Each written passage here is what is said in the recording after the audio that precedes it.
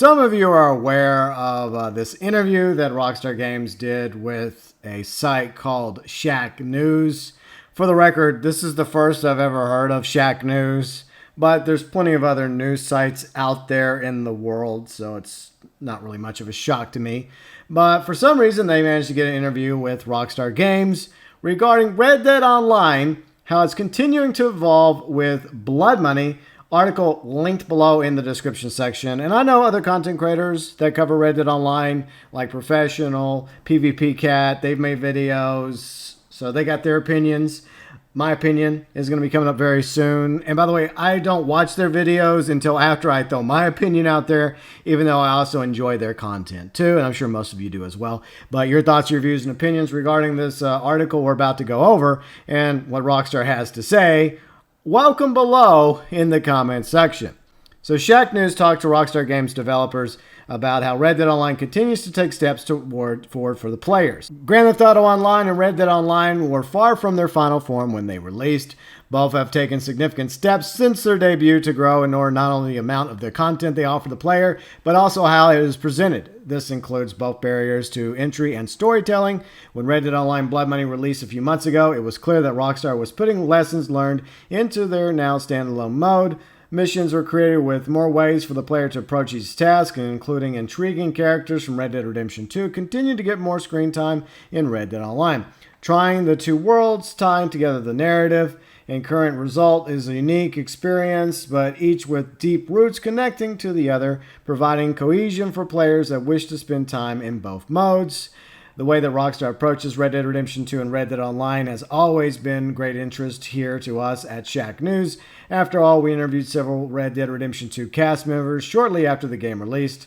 When Blood Money went live, we sent some questions along to the developers to get a sense of how they created Blood Money and the world of Red Dead Online in general. Rockstar was kind enough to carve out some time for Red Dead Online's Director of Design Production, Tariq Hamad, and its design director, Scott Butchard, to answer their questions. Shacknews asks, with the Blood Money update, Red Dead Online players were introduced to Guido Martelli, underboss of Red Dead Redemption 2's Angelo Bronte. What are some of the unique challenges and opportunities presented when bridging the character like Guido to the single-player experience in Red Dead Online? Tariq says we aimed for the consistency as possible in the world of Red Dead Redemption 2 story and shared world of Red Dead Online.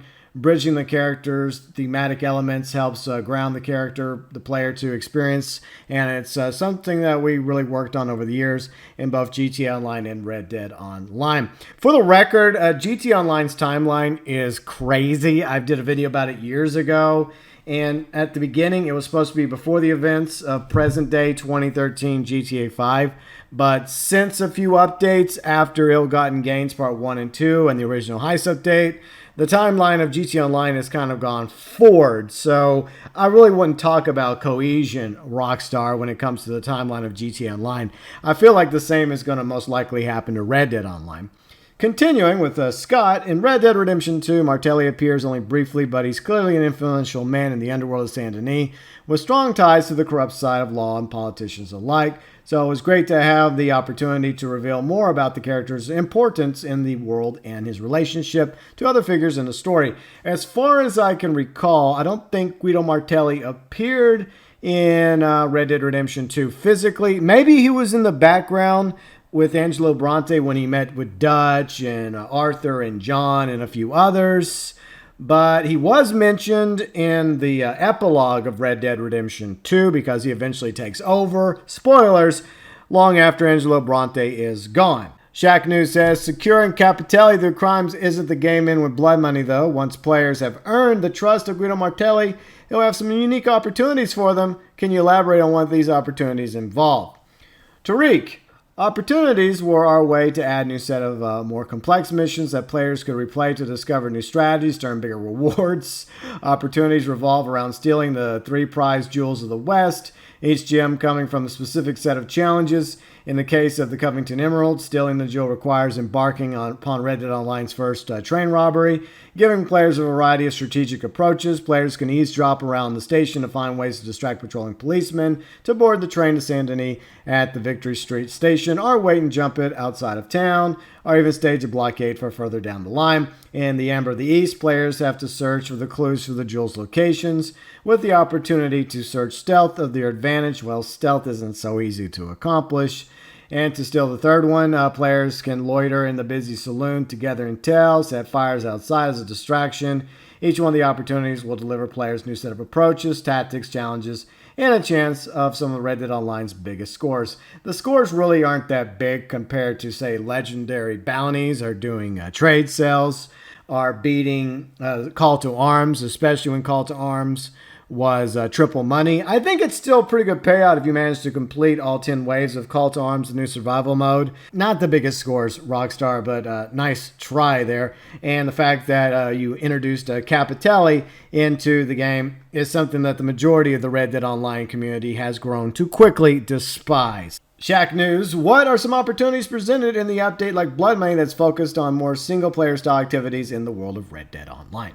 Scott says, now that we've established various paths and dedicated roles for players to experience in frontier pursuits, such as bootleg and moonshining, capturing criminals as a bounty hunter, we wanted to add a new layer of criminal experience in the world itself.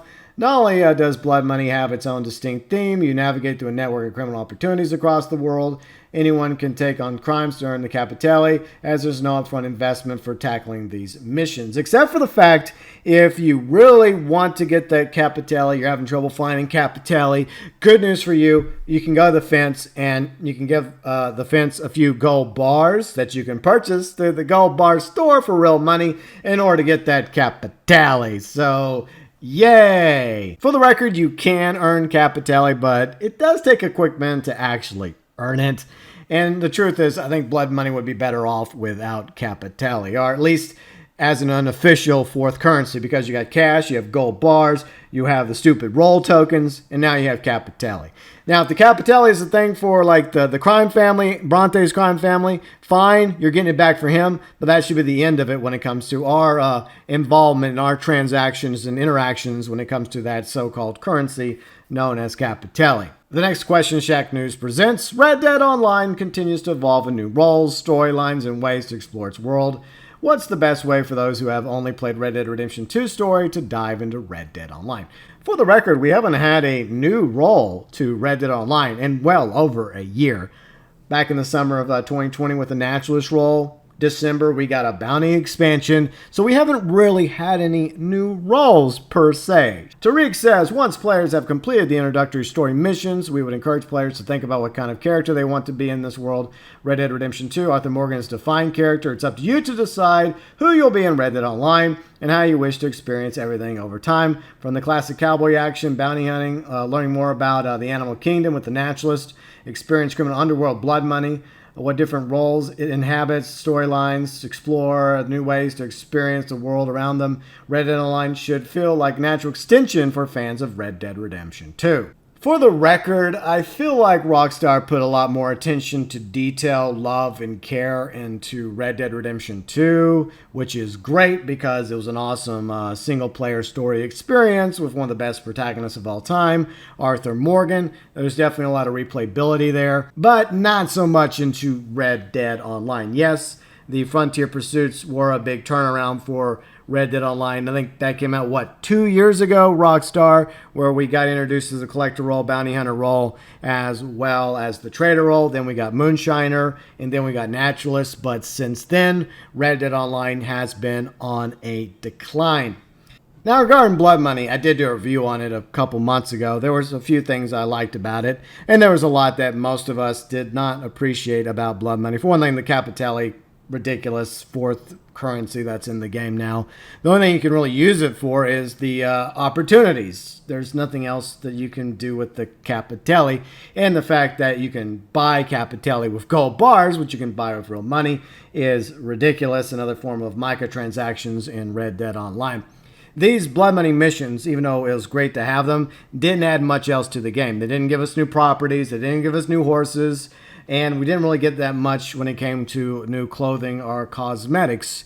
We didn't even get a new weapon with the Blood Money update, and we didn't even get additional stable stalls because we still have 10 stable stalls. As most of you know, that means we can only have up to 10 horses in Red Dead Online, and that wouldn't be as big of a deal if we could actually sell horses we no longer want to make room for new horses. But the problem is we have to discard horses or saddles we no longer want. We get nothing back, whether you spend cash or gold on these horses that you're no longer using in order to make space for a new horse. No, you get nothing in return, not even 30% coupon for your next horse purchase. That would at least be something, and we've talked about that before. But no additional stall space was given at the stables with the Blood Money update. This was very bare bones. At best, it was just new free roam missions. That's all it was. And basically, the focus of this was all about the Capitale and the quick draw clubs, which was nothing more than Outlaw Pass chopped up into 4 mini passes. That's the gist of the quick draws. And most of the cosmetics and the content that we got with this update are locked behind the quick draws 1, 2, 3, and 4. And a lot of it leaves much to be desired. Yes, they brought back some previous Outlaw Pass clothing items like John's outfit, Arthur's outfit, Javier's outfit, but they put those behind a gold bar paywall. Actually, 2 gold bar paywalls. For one thing, you have to have the collector roll, which costs gold bars. And then you have to go find Madame Nazar once you're a collector. And then you have to pay even more gold bars for John's outfit, Arthur's outfit, Javier's outfit, if you did not get those outfits with a previous Outlaw Pass. So once again, this was not a good update at all. It was not a success. If you go by the response of the majority of people in the community, they did not like the Blood Money update. Yes, there was missions that people enjoyed. The replayability of the opportunities, not as good as Rockstar's claiming. The payouts, definitely not as good, especially since you have better ways to earn money, like collections through Madame Nazar, the trade sales, as well as even moonshining is a good way to make some money. Even Call to Arms, which was something that technically came with the Blood Money update, but was leaked out later. That, in my opinion, was one of the best parts of this update because they were actually really enjoyable survivals. And the payouts are pretty good. You get XP, you get cash, you even get a gold bar for beating all 10 waves of the Call to Arms mode. But at the same time, overall, Blood Money, like I mentioned in my review a few months back, was one of the most disappointing updates to Red Dead Online. As much as I like the idea of being a criminal, a black hat in Red Dead Online, which is something a lot of people have been wanting, I think we were expecting something a little bit more than what Blood Money provided to us. I think we were hoping for like some robberies similar to heists in GTA Online, like the heists, casino heists, Cayo Perico heists, somewhere in that department. And the Blood Money update really wasn't that. It was just nothing more than missions. Good to have that additional content that we can go do. If the Capitale wasn't involved, it wouldn't be that big of a deal. But the fact that they put the opportunities behind the Capitale wall, which you could conveniently once again buy with gold bars, and once you get those done, there's really not much reason to want to go get more Capitale to replay those 3 opportunities. Yeah, only 3 opportunities that we get. And nothing else to spend that Capitale on. So a lot of us now have stacks and stacks of Capitale in our satchel or our lockbox, and we're not really interested in doing the opportunities. Maybe if Rockstar does like a triple money, triple cash thing with opportunities, then there might be incentive to go back and do the opportunities again. Maybe they'll add future Blood Money opportunities. Maybe, maybe not. But there's nothing else in the game to use those Capitale on. There's nothing else. You can't go to Guido Martelli and hand him Capitale and have him hand you cash in return, or maybe some gold nuggets in return. See, that would be kind of cool, but alas, there's nothing else you can use the Capitale for other than replaying those opportunities, which really aren't much opportunities in my opinion. A lot of us would have preferred a brand new role and new content, as well as a continuation, a conclusion to the Land of Opportunities missions, which would have been nice to see Jessica and Horley once again. I just hate having to revisit this particular topic when it comes to Blood Money, and I think most of you feel the same way at this point. So yeah, Rockstar, I sincerely hope that Blood Money was nothing more than just holding us over for what's coming in late November, after Halloween Pass 2, early December. Hopefully that's going to be a big update because it's been well over a year since we've had a big, legitimate update to Red Dead Online. I realize that was difficult to do in 2020 because of the bug, but at the same time, there's plenty of other studios out there making good content for their online games, including GTA Online, by the way, because Los Santos Tuners, which came out around the same time for GTA Online as Red Dead Online's Blood Money, was considerably better and offered way more to players in GTA Online than what players in Red Dead Online got with Blood Money. So Rockstar, hopefully the December update will be a good one because it's been a while. Probably since Moonshiners. Most people would say Moonshiners was the last actual decent update we got to Red Dead Online. The best one, obviously, Frontier Pursuits, which came out 2 years ago. Sadly, we haven't had an update that has reached the levels of Frontier Pursuits.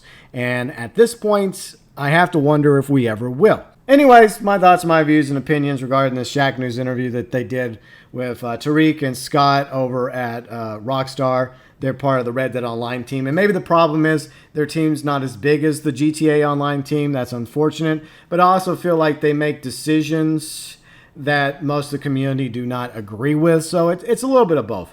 I do thank everybody that works at Rockstar for both GTA Online and Red Dead Online who put in long hours to make the content for us. It's greatly appreciated.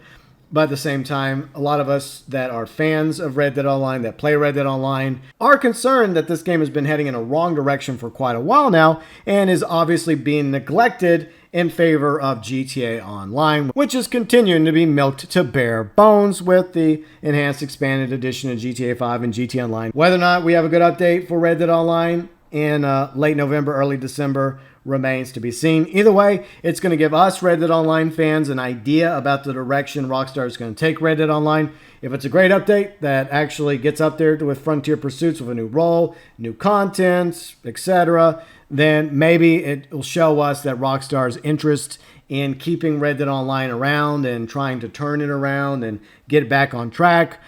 But if it ends up being another Blood Money, another very low-tiered update, not much to show for it, then that's going to be a very telltale sign as to the direction and fate of Red Dead Online going into 2022. Article, once again, linked below in the description section. And your thoughts, your views, and opinions, as always, welcome below in the comments section.